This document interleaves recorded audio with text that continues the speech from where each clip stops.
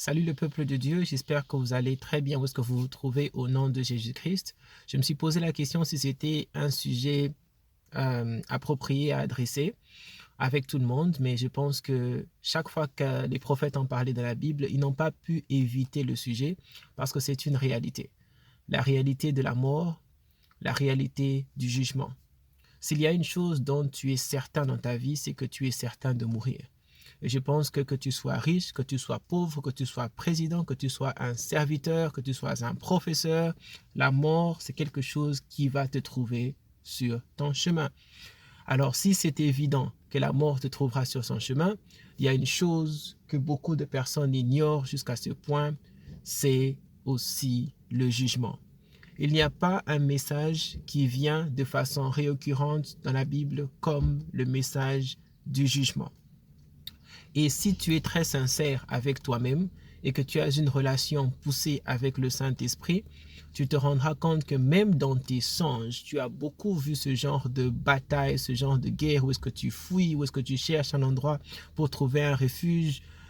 Ici, Dieu veut te donner beaucoup plus d'action dans ton rêve. Tu verras même des anges. Bref, tu auras déjà perçu un sens qu'il y aura bien un jour où est-ce que ce genre de choses vont arriver.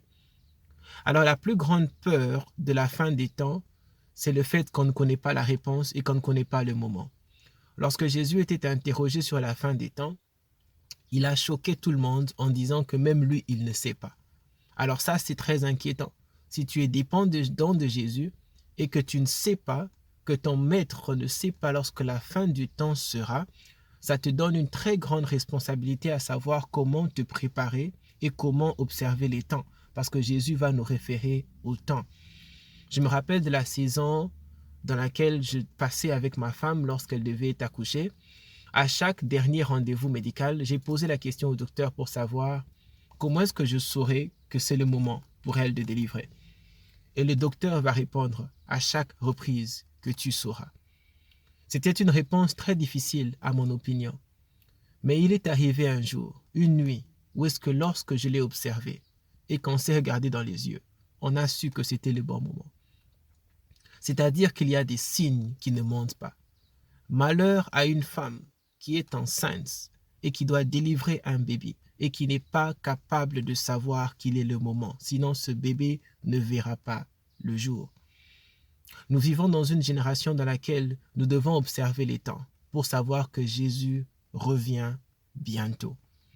C'est vrai que cette phrase fait peur parce que les gens cherchent à trouver les années, mais la Bible nous dit il n'y a pas d'année, mais il y aura bien un moment, il y aura bien un signe. S'il y a un message qui doit être le plus populaire dans les églises, ce n'est pas le message de la prospérité, ce n'est pas le message des mariages, ce ne sont pas les prophéties sur les chaussettes, sur les couleurs des chambres ou bien sur les couleurs des ceintures, mais ce sont les prophéties sur le fait que la parole de Dieu va s'accomplir et que la fin des temps va arriver et dans quel état ça va nous trouver. Alors pour nous qui dépendons du Saint-Esprit, pour nous les enfants de Dieu, Dieu ne détruira rien sans t'avoir averti. Dieu dira à Abraham avant qu'il n'aille à Sodome et Gomorrhe, il se pose la question pour se dire, est-ce que je peux cacher mes plans à mon serviteur?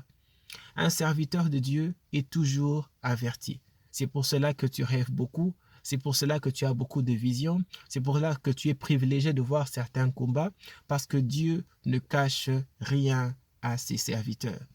Et dans ces temps de la fin, s'il y a une décision qui est digne de sagesse que tu devrais appliquer dans ta vie, c'est de marcher dans la crainte de Dieu et que Dieu puisse ordonner tes pas.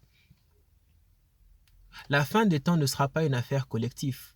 On ne va pas nous juger en groupe, nous serons jugés individuellement.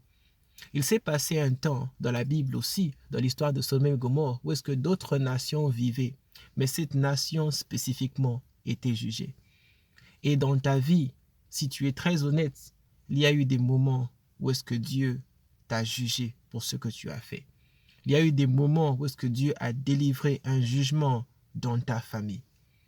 Et je me pose la question de savoir si tu as appris une leçon de ces jugements et si aujourd'hui tu te prépares à savoir que demain, il y aura un jugement final et ton éternité sera définie sur ce jugement.